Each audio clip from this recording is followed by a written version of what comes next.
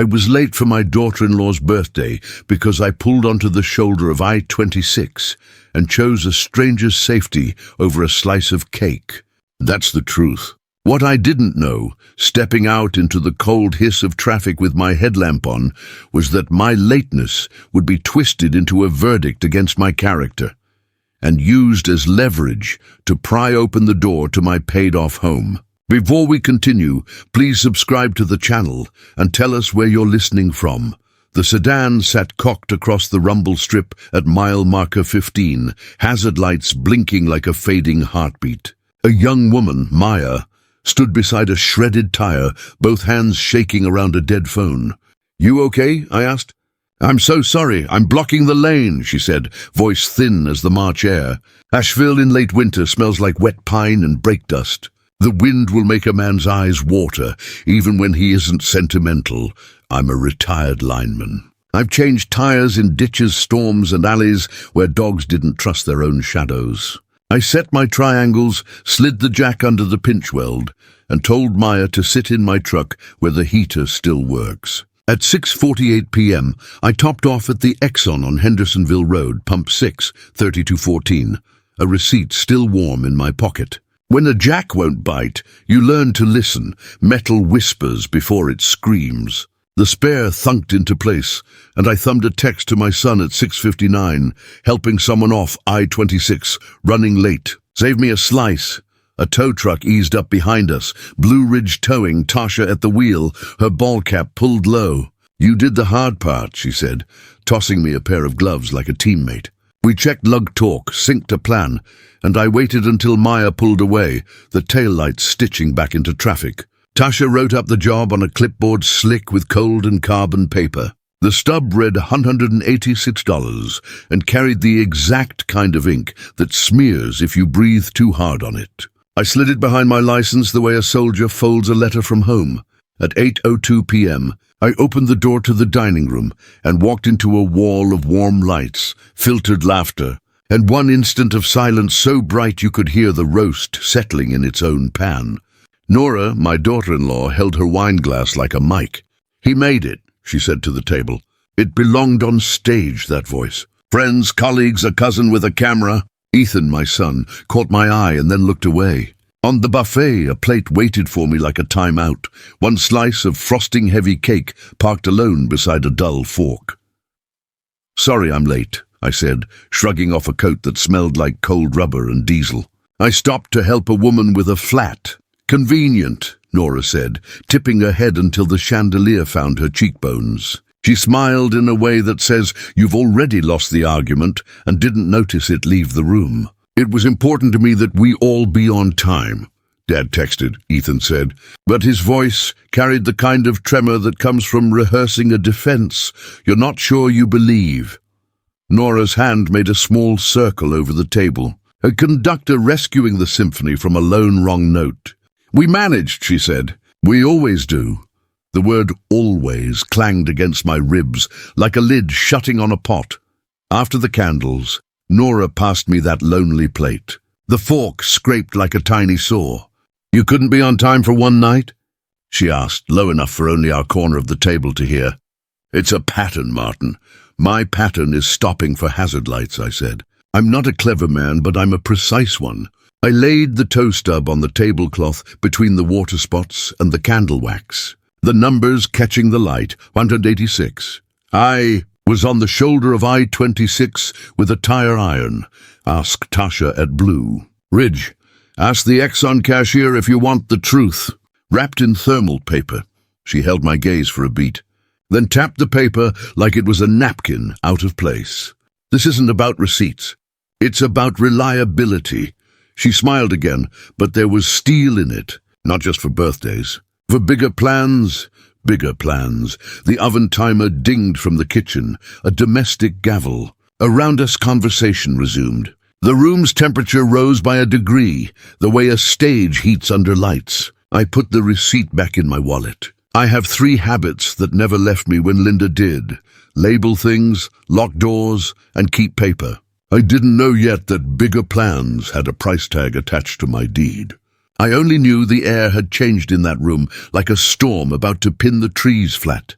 I ate my slice, standing up at the sink, frosting sweet enough to sting. The window over the tap held a reflection of the table. The flowers, the gifts, Nora's profile, with me framed apart. A man who had left a highway safe and a party unsafe. When I set the fork down, it made a small sound that felt like a promise to myself. If this is going to be decided on paper, then I'll bring my own stack. Morning in Asheville carries the smell of wet pine and yesterday's rain. And on March 15th, it drifted through my bungalow like a reminder that some things seep in whether you invite them or not. The house had the quiet of a museum at opening hour. I made coffee by muscle memory, 4 scoops, kettle whistle, the chipped blue mug Linda loved, and took the first sip. It tasted metallic like boiled pennies. Maybe grief does that to water. Or maybe it was the way Nora's word pattern kept echoing off the walls. The toe stub from Blue Ridge. Towing lay face up on the kitchen table because I'd emptied my pockets there and left them as evidence to myself. 186. The ink had that new shine if you tilted it. Beside it, the gas slipped from the Exxon on Hendersonville Road, pump 6, $32.14, curled at the edge where my thumb worried it. I'm a man who files, labels, stacks. That morning, I couldn't bring myself to slide either receipt into the folder in the second drawer. It felt like putting a witness back in the waiting room when the trial hadn't started yet. My phone buzzed at 9:11 a.m. Ethan. Dad, Nora's still hurt. You embarrassed her. I stared at the screen until it went dark and showed my own face back at me, a man with sleep lines and the expression of someone who forgot how to breathe evenly. I typed, deleted, typed again. I helped a young woman on I-26. I sent you a text at 6:59. Then I stopped myself. Proof is a scalpel, not a bat. Swing it and you bruise things that heal slower than skin. I set the phone down and wandered into the living room, where sunlight made a rectangular promise across the rug. On the mantel there's a picture of Linda holding a pie like it's a newborn. When she died, I promised her 2 things. I'd keep the house paid and the papers straight. The house is my pension, she used to say, tapping the deed with a fingernail like a metronome. Every receipt is a rung on the ladder out of trouble. I stood there and said out loud, I was late because I stopped. It sounded small in the room. At noon, my neighbor Pastor Glenn knocked once and let himself in the way old friends do when grief lives here. He handed me a Tupperware of something that steamed through its lid. You look like you're chewing gravel, he said, sitting without waiting for the couch to say yes. I told him about the shoulder on I-26. The jack that wouldn't bite at first, the way Tasha tossed me the gloves like we'd practiced it. I told him about the silence when I walked into the birthday, the plate by the sink. He listened with that gentle, forward lean pastors have when they know a man is confessing, but not sin. Doing the right thing often arrives late, he said. But it still arrives. He tapped the gas receipt with a forefinger, not to question it, just to bless the piece of paper like it was a sacrament. Write down what happened while it's fresh. Write it like you were telling Linda. Paper helps memory honor truth. After he left, I pulled a ruled pad from the drawer and wrote March 14th, 6:37 p.m. Mile marker 15, hazard lights. I wrote Maya's name with a question mark because I hadn't asked her to spell it. I wrote Tasha's name without one, promised myself I'd call Blue Ridge and thank her properly. Then I slid my dashcam's micro SD card out with a fingernail and set it on the table, a glossy black postage stamp that felt heavier than plastic. The knock that came next wasn't on my door, it was on my phone. A notification from Nora's Instagram, the way a small bell rings to announce a show. I don't follow all of her life online. It makes me feel like I'm looking through a window that doesn't belong to me. But the thumbnail was my family, the table, the cake, the candles. I pressed play. The reel was cut like a commercial, laughter, a slow-motion cheer, the pan across faces I love, and then an empty chair. The caption said, "Some people never show up." Heart emojis bled down the screen from people with cursive names and geotags I don't recognize. I closed the app and set the phone face down, which does not turn off the noise in your head. I walked to the sink and washed my coffee mug just to do something with my hands. The sponge squeaked. Somewhere in the neighborhood, A dog barked at the promise of rain. My chest felt like the rattle of a screen door that never quite latches. At 3:26, Ethan called. "Dad," he said too quickly, like the word had been rolling around in his mouth and needed to get out before it soured. "Look, Nora, the real. She wanted people to know she felt hurt," I said. "I know the syllables. Did you watch it before it went up?" He didn't answer that. "I think maybe we should talk about plans for you, for the house. The house. Not a house. The house is a proper noun in our family. It held Linda's breath as she laughed. It held my tools when I came home with lineman's hands. It held Ethan's height marks in the pantry door." "What kind of plans?" I asked. The words careful, like stepping stones across a stream you can't see the bottom of. "Downsizing," he said, a word that hides its knife inside a smile. "Less for you to manage. We could help. We could, manage the sale, get top dollar while the market's still..." "Still what?" I said. "Still willing to pay for my memories?" "It's not like that," he said. I could hear the kitchen hum on his end. The same oven timer beep we bought him and Nora last Christmas. The same refrigerator compressor rhythm. "It's just Nora knows the market. She thinks my lateness is a lever," I said. I didn't raise my voice. "I learned on poles and in lifts that shouting makes your hands stupid. Son, last night I was late because there was a woman standing in cold traffic, holding a dead phone and shaking. I changed her tire. I waited for the tow. I have the dash cam if your faith needs help walking." There was a long breath. "You don't have to make everything an exhibit, Dad." "No," I said. "But if someone's building a story about me, I will build a record," he softened. "We can talk later." After we hung up, the room felt wider and somehow smaller. I opened the second drawer and took out Linda's grocery list, her last one. The one I could never make myself throw away because she had written, "Don't forget milk, love, D.L." I stood there with that scrap of paper in my palm and realized how thin a boundary can be between a note and a will. By evening, the light slanted across the table like a ruler, judging the angles of my resolve. I wrote 3 lines on the pad. Proof, witnesses, title, then underlined title twice. If someone wanted to make me unreliable in public, they were preparing the ground to move something heavy on me in private. The thought didn't arrive as paranoia. It arrived as arithmetic. People don't pick a word like pattern just to describe cake. I ate dinner standing up. 2 eggs, toast, a tomato with too much salt. The oven timer dinged for no good reason. I'd set it earlier and forgotten why. It sounded like a gavel in a courtroom that hadn't been scheduled yet. I picked up the dashcam card again, and for the first time that day, I felt something steadier than anger. Calm, cold, and useful. The way a level feels in your hand when you set it on a beam and watch the bubble decide the truth. I slid the micro SD into a little plastic case, wrote 314 tire on blue tape, and stuck it to the top.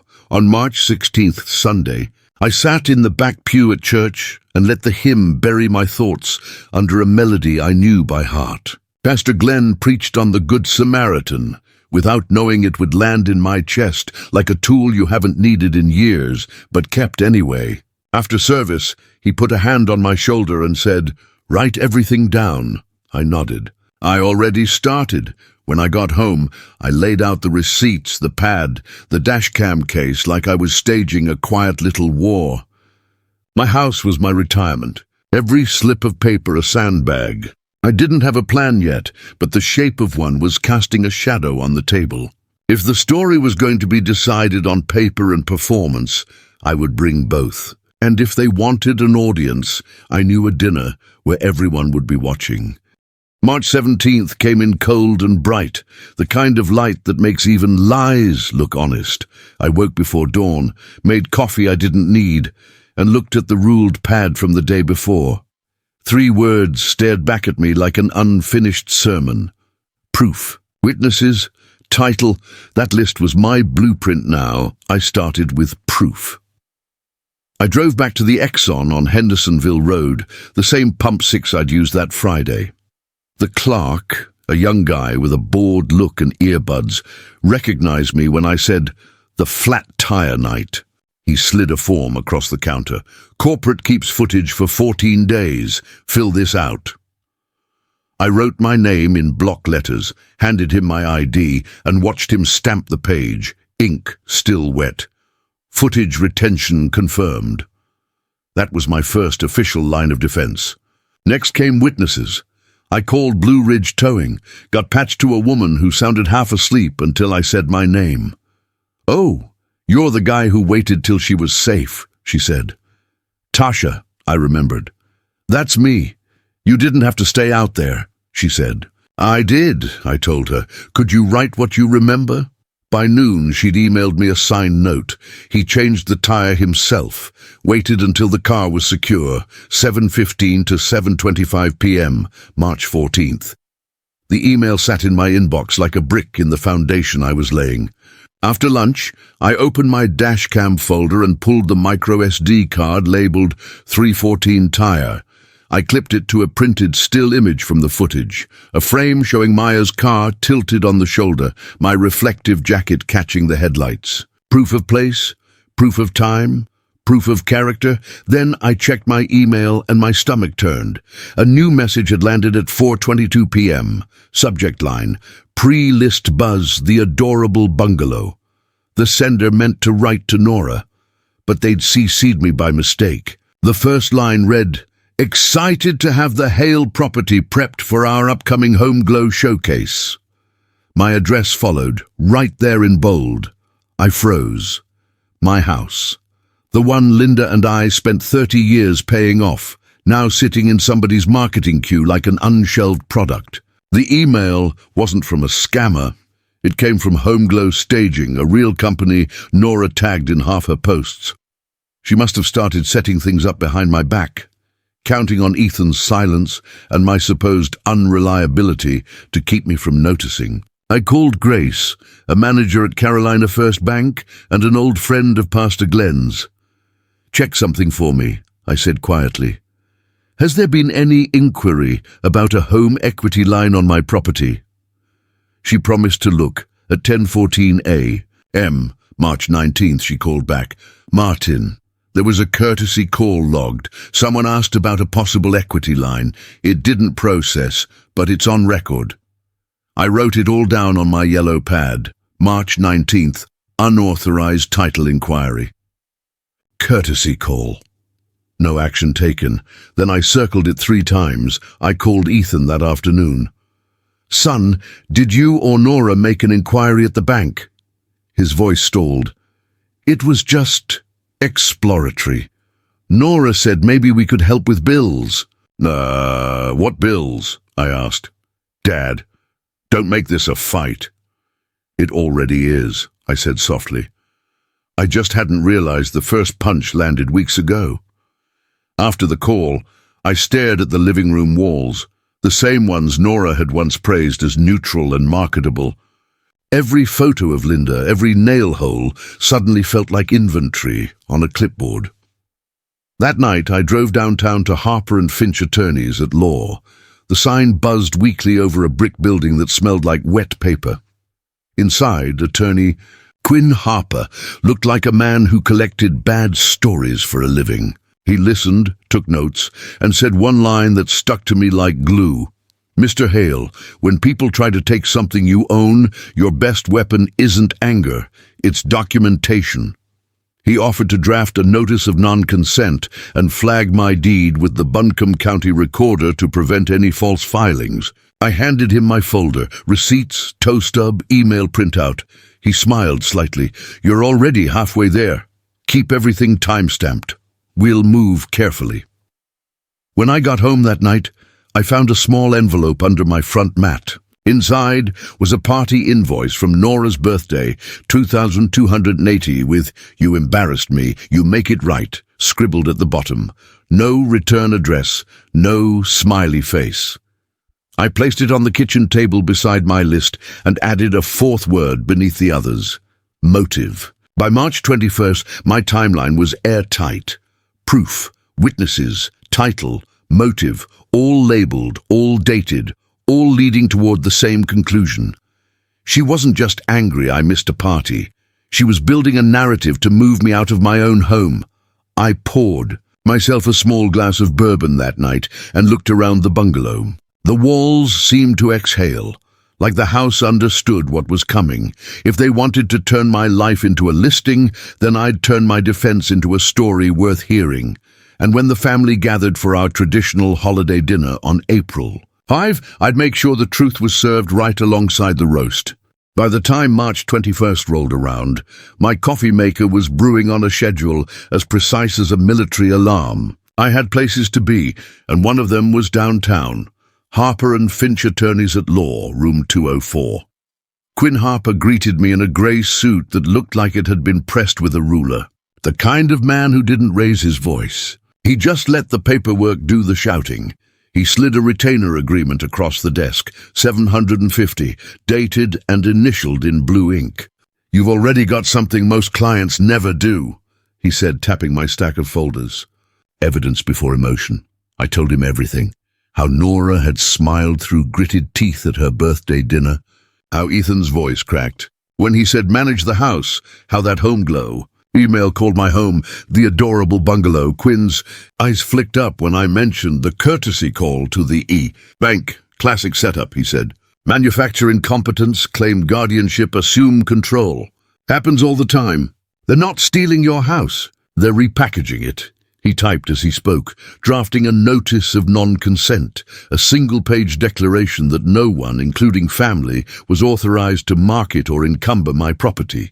Then he added a title alert request to the Buncombe County Recorder's Office, designed to ping if anyone tried to file paperwork on my parcel ID.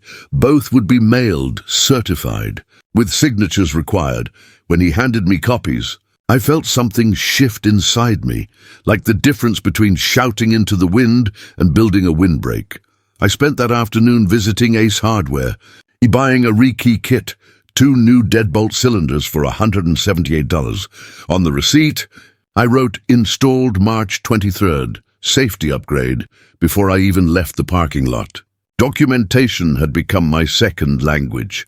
That evening I sat in my living room, surrounded by proof, the tow receipt, the Exxon slip, the dashcam stills, and now these new legal papers. The soft hum of my fridge sounded like a clock, counting down to the showdown I knew was coming. At 7:42 p.m., I called Tasha again. "Mind if I use your statement if things get messy?" She laughed. "Honey, I signed it for a reason. If your daughter-in-law wants to make up stories, I've got jumper cables and a witness statement ready." That made me smile for the first time in a week. Then I dialed Maya, the woman from the road. She picked up on the second ring, surprised. "Oh, it's you. I've been meaning to thank you again." I told her what was happening carefully, without bitterness. "If you'd be willing to put it in writing," I said, "just that I helped you on March 14th, waited until you were safe, that's all." Her voice softened. "Of course, you stayed with me the whole time. That night scared me half to death. You probably saved my life." By morning, her email affidavit was in my inbox. I printed it, initialed the corner, and slid it into my binder behind the tow slip. Quinn called on March 24th. Letters sent. Certified mail. 3 destinations. Home Glow, the email sender, and your daughter-in-law. "You'll get your own copies tomorrow." "Good," I said. He paused. "You understand this may escalate things." I looked out the window at my mailbox, the same one Linda painted blue 30 years ago. "That's the idea," I said. "Let them show their hands." That night, my neighbor Pastor Glenn stopped by with a box of cornbread. He noticed the rekeyed locks right away. "Expecting trouble?" he asked. "Preparing for it," I said. He nodded slowly. "Preparation's just faith in motion." Before he left, he put a small cross on my table, the one from his office. "Not for luck," he said. "Just a reminder that truth doesn't need to shout." On March 25th, a delivery confirmation hit my inbox. All 3 letters signed for at 2:19 p.m. The same hour, Nora posted a story online, bright font, polished smile. "New beginnings coming soon. Clear spaces, clear hearts." Her meaning wasn't subtle. I printed that too, stapled it behind the postal receipts. Let her keep staging photos. I was staging a record. That evening, Ethan texted, "Dad, why did Nora get a legal letter from some attorney?" "She's upset," I replied with one line. "Because lines are meant to be drawn. Son, not crossed." He didn't answer. Later that night, I sat at the kitchen table, with Linda's old recipe notebook open beside the growing pile of evidence. Her handwriting curled across a lemon pie recipe. "Measure twice, bake once." It hit me that this was no different. I was just measuring boundaries instead of sugar. Outside, the streetlights hummed against the glass, and somewhere in town, my daughter-in-law was rehearsing her next move. I wasn't angry anymore. I was methodical. By the time I locked the new deadbolt and shut off the lights, the quiet war had officially begun. March 26th arrived with the false warmth of early spring, the kind that tricks the daffodils into blooming before another cold snap kills them. I was tightening the new deadbolt when I saw Nora's white SUV glide to the curb. She stepped out in heels too thin for my gravel driveway, clutching a golden edge folder like a peace offering made of paper cuts. "Morning, Martin," she said with that real estate smile that never reached her eyes. I was in the neighborhood. I opened the door halfway. "I can see that." She looked past me into the living room, eyes sweeping like a scanner app. "You've redecorated," Rekite, I said. "Safety upgrade." Her lips curved tight. "Oh, well, Ethan's been worried." "We both have. We just want to help you downsize. Something manageable." She rested a manicured hand on the folder. "This is what we talked about, home staging, potential buyers. You'd have first pick of condos." I folded my arms. "Did you authorize a title inquiry on my house?" The question hit her like a pebble in a still pond, barely visible, but the ripples said everything. "We're just exploring options," she said, voice going sugar-sweet. "You shouldn't have to handle property taxes and maintenance at your age. We're trying to protect you." I let her talk. The word protect always sounds noble right before someone takes something. She tried the spare key from under the turtle planter. It didn't fit. "What happened here?" "Safety upgrade," I repeated. "No one should have keys who doesn't live here." She blinked, her composure faltering for half a second. "Ethan wants what's best for you." "What Ethan wants," I said, "keeps changing every time you change your tone." Her jaw tightened. She opened the folder and slid out a party invoice. 2,280. "With you embarrassed me. You make it right," scrawled in her cursive at the bottom. "You can Venmo me," she said. "We shouldn't leave things unsettled between us." I looked at the paper. "You're billing me for being late?" "You made me look foolish in front of clients." "That dinner wasn't cheap." I slid the folder back across the threshold. "Neither is decency." Her smile flickered, but she didn't drop it. "Martin, you really don't want to make this adversarial. The world sees what you post, what you sign. People talk. You could have a narrative that says you're not capable anymore." Why, there it was, the threat, dressed up as concern. I stepped closer so she could see I wasn't shaking. "You're right, Nora, people do talk, and some of them record." Her eyes darted toward my jacket pocket. She didn't know I had nothing recording her. But fear of truth is often louder than truth itself. She turned to go, her perfume trailing through the doorway. "Ethan will call you," she said. "Maybe you'll be more reasonable with him." "Maybe," I said, "depending on what he's selling." When she left, I picked up my phone and texted Ethan, "Your wife just tried to invoice me for her birthday dinner." He didn't reply. That night, I printed the tow receipt, the gas slip, and a screenshot of Nora's Clear Rooms, to Clear Offers post, dated March 28th. Each went into a binder labeled Sequence A. At 9:14 p.m., Ethan finally messaged, "Dad, why are you making this hard?" I sent him the photo of my dashcam timestamp 7:03, p.m., showing hazard lights blinking on the shoulder of I-26. Tasha's truck pulling up behind me, and the time clearly visible in the corner. He read it, those 3 dots danced, and then vanished. No reply. The next day, Nora posted a photo of a minimalist living room with my same model of rug, my same wall color. Caption, "Clear Rooms, Clear Offers." She'd blurred the picture just enough to make it look generic, but I knew my own home like I knew the lines on my palm. Pastor Glenn stopped by that evening with his usual quiet energy. I showed him the binder. He turned each page carefully like he was reading scripture. "This is good work," he said. "You're building a testimony." I smiled, faint but real. "I'm building an archive," I said. He nodded. "Same thing, really." That night, as I made tea, I circled a date on my kitchen calendar, April 5th, 6 p.m., our family's holiday dinner tradition. This time, the table would serve more than food. It would serve the truth, plated and undeniable. I added one more line to my list before bed. Act of God or act of Nora. Come April 5th, everyone sees everything. Then I closed the notebook, turned off the light, and listened to the new locks click home. Between March 29 and April 3, I became a man possessed by paper. My dining table looked less like a place to eat and more like a war room. Brown envelopes, neatly labeled in my block handwriting, sat in a row like chess pieces, waiting for their turn. Each one carried a different payload. Ethan's envelope held dashcam footage on a small USB, a printed tow receipt, gas slip, and Maya's email affidavit confirming the date and time. Nora's envelope carried the certified letters from Quinn, copies of her own Home Glow correspondence, and the missent pre-list buzz email, her digital fingerprint on my deed. Pastor Glenn's held a brief summary of events, signed by Quinn, in case things turned public. I didn't want a scene, but I needed one if I wanted the truth to breathe. By the 1st of April, Quinn and I had become something like co-conspirators in justice. He called me on his lunch break, chewing on something that sounded like almonds. "You ready for the big dinner?" he asked. "I was born ready for family dinners," I said. "Just not for trials." He chuckled, low and knowing. "You've got the evidence. If she so much as mentions your property, read her the certified mail number.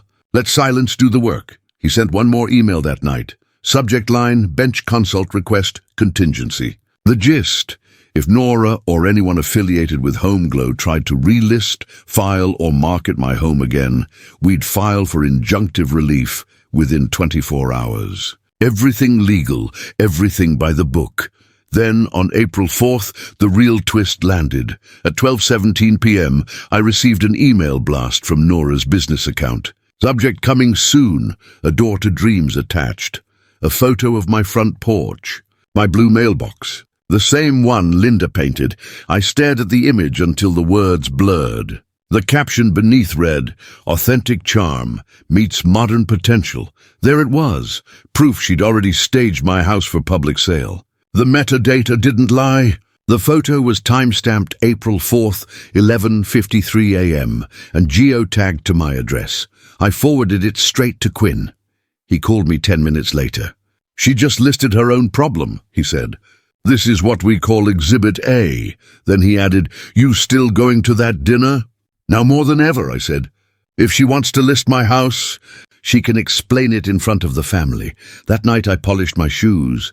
I owned a shirt I hadn't worn since Linda's memorial and placed her small silver cross in my breast pocket. The smell of starch and memory mixed in the air, while I packed the envelopes into a leather briefcase. I found a folded note inside the pocket of that shirt, Linda's handwriting, faded but clear.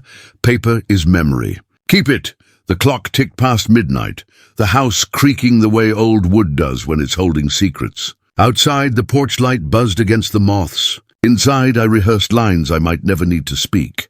"You called me unreliable. You tried to sell the home I built. You mistook silence for surrender." At 8:12 a.m. April 5th, Quinn texted, "If they escalate, I'll be nearby. Dinner's the test. Record nothing. Speak calmly. Let the truth expose itself." That day stretched long and heavy. I cleaned every inch of the bungalow, not for company, but because I needed it spotless before the storm. By 5:30, I had everything packed in my briefcase: envelopes, printouts, USB drives, and copies of every receipt. I placed the tow stub on top, like the first domino in a chain reaction that started on a cold highway shoulder. When I locked the front door and turned to look at the porch, I whispered to the mailbox, "You've been through worse, old friend. Just hang on one more night." The sky was bruised purple as I drove to Ethan and Nora's house. My headlights slicing through mist that hadn't decided whether to be fog or rain. At a red light, My phone buzzed. Pastor Glenn, I'll be there at 6 sharp. The Lord loves a man who brings receipts. I smiled despite myself. As I pulled into their driveway, I saw the reflection of my blue mailbox in the image. On the flyer taped to Nora's studio window, the same one from her. Door to Dreams post. She had no idea that the door she was opening tonight wasn't mine anymore. It was hers. The trap wasn't made of anger. It was made of documentation, witnesses, and perfect timing. And by the time dessert hit the table, every single piece of paper in my briefcase would be worth more than the house she tried to steal. April 5th, 6:11 p.m. I parked 2 houses down so no one could see the briefcase. Inside it, 11 weeks of quiet patience stacked neatly in brown envelopes. Through the window, I could see the long table dressed for spring, linen runner, crystal glasses, a centerpiece of white lilies. The same seat I'd been offered at Nora's birthday sat empty again, waiting like a stage mark. When I stepped inside, I was hit by the familiar scent of roast beef and Nora's perfume. 2 smells that didn't belong in the same room anymore. She looked radiant, of course. She always did when there was an audience. Ethan moved through the crowd carrying a wine bottle, wearing the expression of a man performing peace. "Dad, glad you made it," he said. "I told you," I said, hanging my coat. "I'm punctual when the road's clear." The words were simple, but they landed. Nora smiled too wide. "Everyone's here," she said. "Let's just have a lovely evening, shall we?" Pastor Glenn gave the blessing. He thanked the cooks, the family, and the hands that stop when someone is stranded on the road. His eyes flicked toward me. A few guests chuckled politely, not knowing the weight under that sentence. Then dinner began. Polite chatter, clinking forks, wine-filling silences that shouldn't have existed. I barely tasted a thing. My briefcase sat by my chair, humming in my mind like a live wire. Halfway through dessert, Nora tapped her glass. "Before we wrap up," she said, "Ethan and I have some exciting news. We're expanding Home Glow staging. We'll be featuring properties from the family portfolio." Ethan froze mid-breath. "Nora," she brushed him off. "He and Dad's charming bungalow will be the first feature. Don't worry, he's fully on board. Downsizing is a blessing at his age." The air left the room. Forks stopped. Even the oven timer from the kitchen clicked silent again. I stood slowly, unhurried, the way you do when you already know the ending. "Fully on board?" I said. "That's funny, because I don't recall signing anything." Her smile didn't falter, just stretched thinner. "We discussed it." "You agreed, did I?" I said, opening the briefcase. The faint metallic click sounded louder than a gavel. "Because what I did sign were these." I handed out the envelopes. Ethan's first. Then one to Pastor Glenn, one to Nora. "Martin, this isn't the time." "It's exactly the time." I turned to the TV by the wall and slid in the USB stick. The screen flickered, then filled with the bluish glow of a dashcam view. Rain on glass. Hazard lights blinking on I-26. "This," I said, "is why I was late to your birthday dinner." The sound of traffic filled the dining room. The video showed me crouched by Maya's car, changing her tire. The timestamp glowing steady in the corner, 7:03:18 p.m., March 14th. Then the tow truck lights flared, and Tasha's voice came faintly. "You stayed till she was safe." I hit pause. "I sent that text at 6:59. The receipt's in your envelope, Ethan. So are the gas and tow slips. And this," I tapped the paper, "is the signed statement from Maya, the woman I helped. She calls me her guardian angel." "You called me unreliable." Ethan stared down at the papers, then up at me. "Dad, I didn't know." "I'm sure you didn't," I said. "But Nora did." I turned to her. "Nora, in your envelope, you'll find a copy of the email you sent to Home Glow about my home being an adorable bungalow ready for pre-list staging.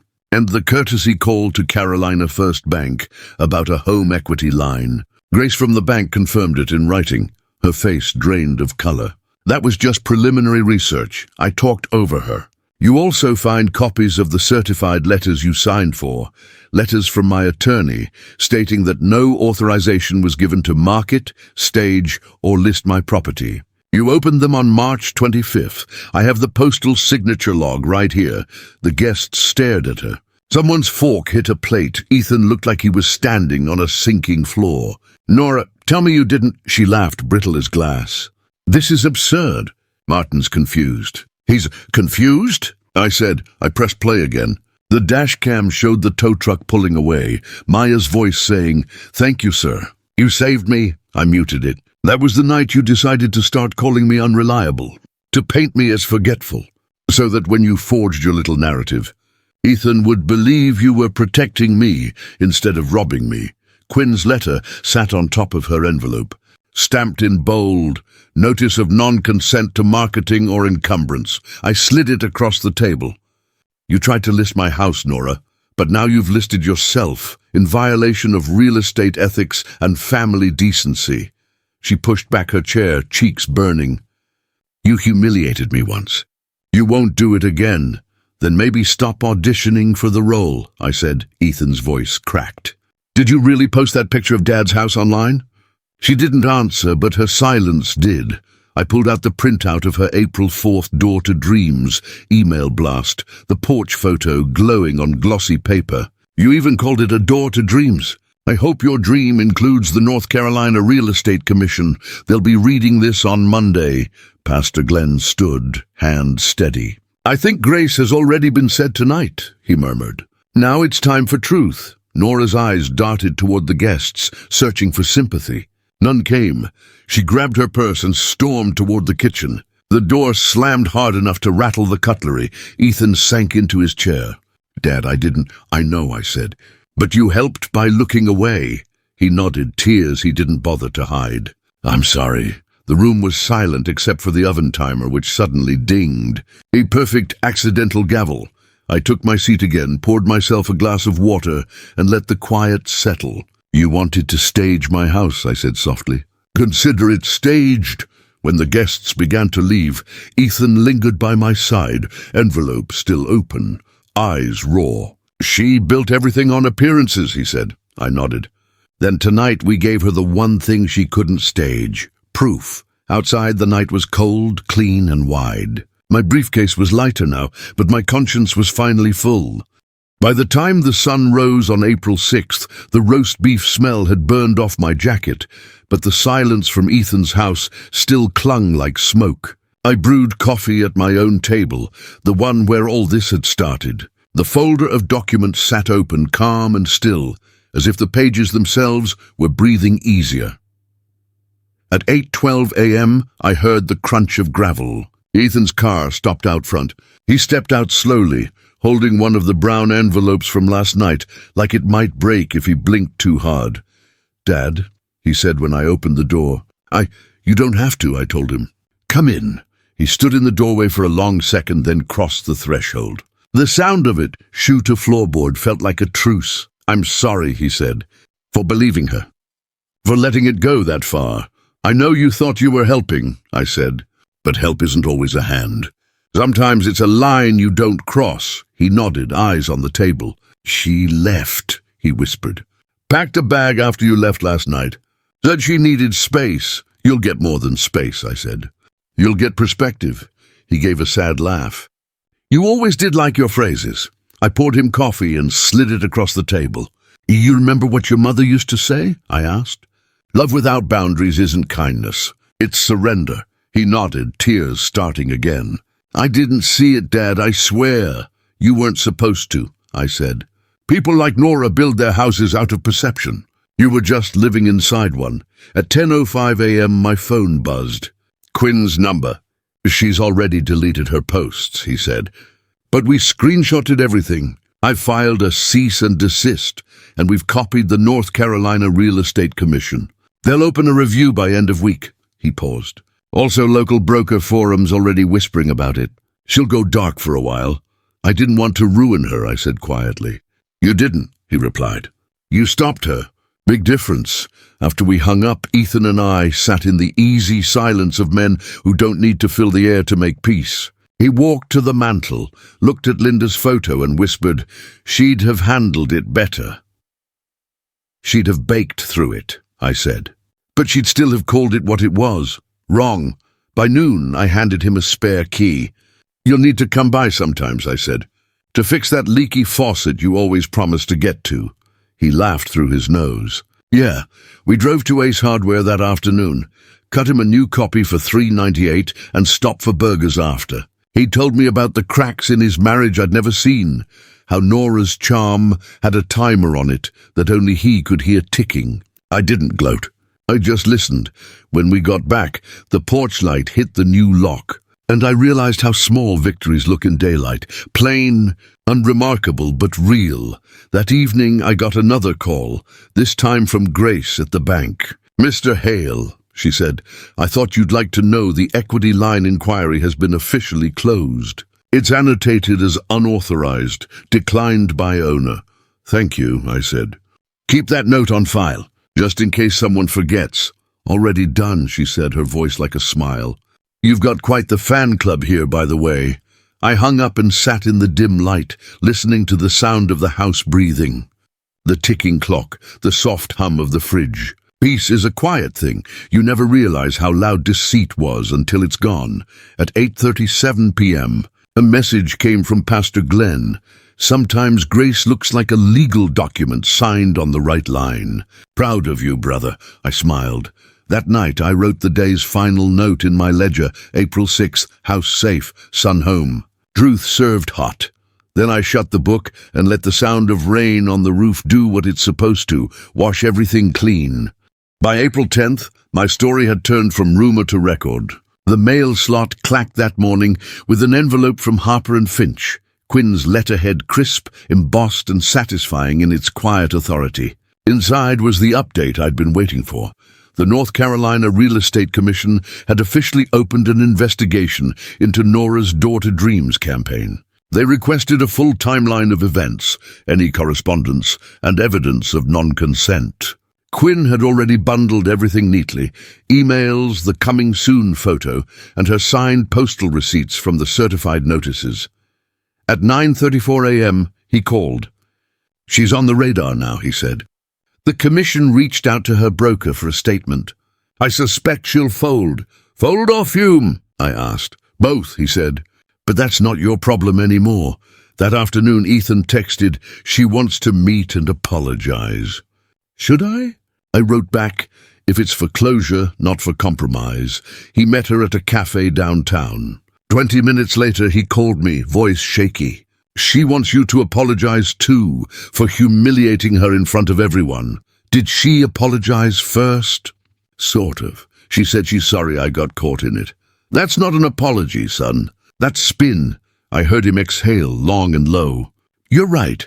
At 4:05 p.m., my phone buzzed again, an email from Quinn with an attachment labeled Stipulation Agreement. Nora had signed. The document was brief but potent.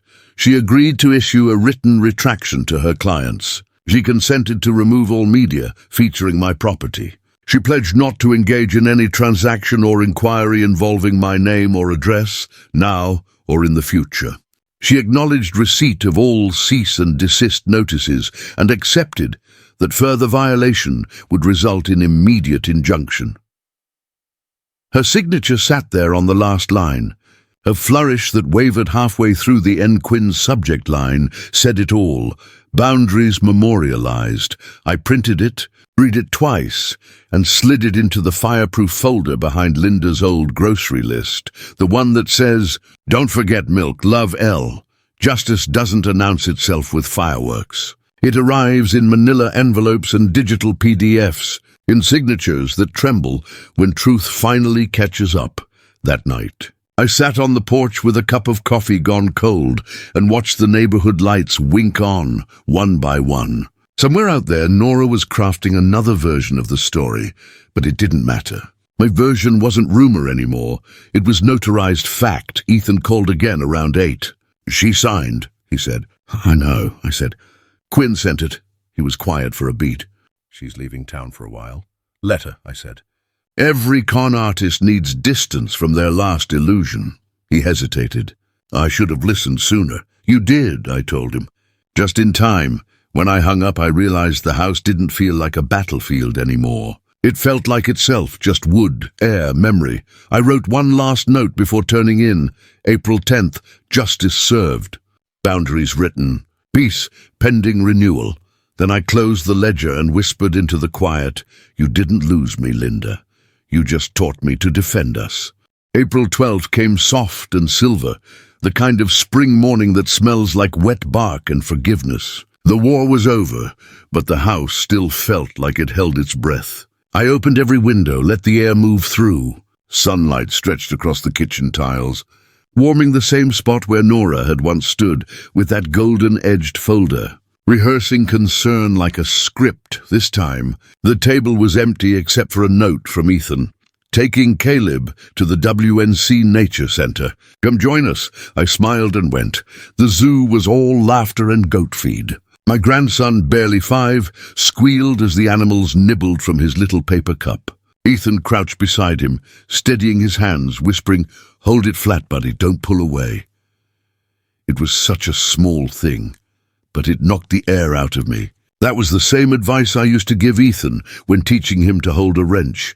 Steady, don't flinch. We walked the trail after, and for the first time in months, I saw no tension in my son's shoulders. He said, "We're taking some time apart. She's thinking about her license. Thinking's good," I said. "Consequences help people think clearer." He nodded, quiet. Then he said, "Dad, you were right about boundaries." "I've had time to study them," I said. "Now you do too." On the way home, we stopped for ice cream. I paid in cash, kept the receipt anyway. Old habits die hard. Back at the house, I mailed a thank you card to Tasha from Blue Ridge Towing. Inside, I tucked a $50 gift card and wrote, "For keeping the lights on that night, and for being proof that decency still has witnesses." Then I called Quinn and asked if we could set up a title lock service. $9 a month for peace of mind. "Do it," he said. "Sleep better." I also wrote one more thing for my files, a letter to myself, signed and dated. "If anything like this happens again, remember, truth loves paper. Write it down." I folded it and slipped it behind Linda's grocery note, where all my reminders of love and proof seemed to live. That Sunday, I went back to church for the first time since everything broke loose. The pews smelled of lemon polish and dust, and Pastor Glenn's voice rolled steady as ever. His sermon was on the Good Samaritan. He said, "Sometimes mercy makes you late, and sometimes the people who mock you for it are the ones who need saving most." When service ended, a tall man in a work jacket stopped me by the door. "Excuse me, are you Martin Hale?" "Yes," I said. He smiled. "You helped my sister Maya that night on I-26? I just stood there a second, stunned. "You're her brother?" "Yeah," he said. "She told me everything. Said you waited till she drove away. She said she never got to thank you properly." He shook my hand, rough and firm. "She calls you her miracle." I didn't know what to say. All I could manage was tell her she was worth being late for. Driving home, the mountains looked clearer than they had in weeks. My phone sat silent. No notifications. No accusations, just peace. When I pulled into the driveway, the porch light caught the new deadbolt. Polished, solid, true. I turned it with a sound I've come to love. Click. Sure and final. Inside, I made tea, sat by the window, and wrote my last line of the day. A man's worth isn't in his punctuality. It's in what he's willing to stop for. Then I folded the page into the ledger, closed it, and let the house breathe again.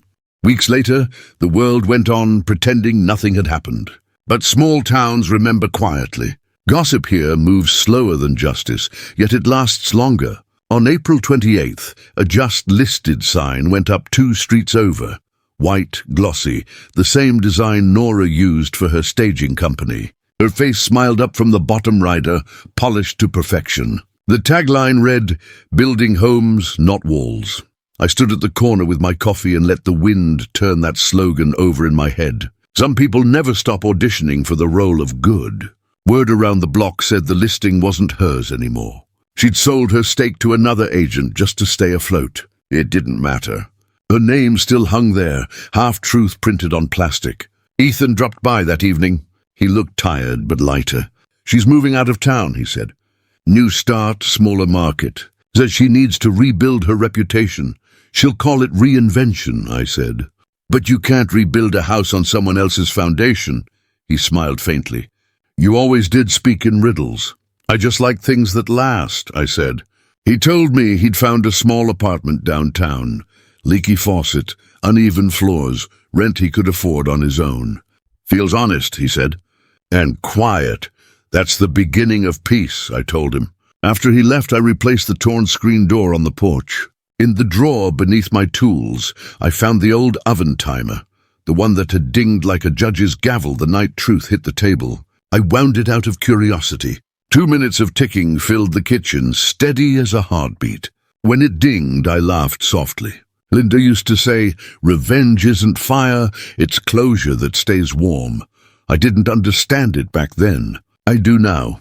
That night I stood at the window and looked out over the yard, grass just starting to green again. The mailbox Linda painted blue caught the porch light, a small defiant square of color against the dark. I whispered into the quiet house, "You didn't lose me, you gave me away." That line belonged to Linda, but it fit tonight better than any prayer. Nora hadn't taken my home or my dignity. She'd handed me back my boundaries. Ethan hadn't lost a father. He'd learned what truth sounds like when it speaks softly but carries paper. I poured one last bourbon neat and opened my ledger. On the final page, underlined in steady ink, I wrote April 30th, house intact, son redeemed. Story finished. Lesson, kindness can make you late, but it will never make you lost. Then I closed the book, locked the door, and turned off the porch light. The house finally safe, the night finally quiet.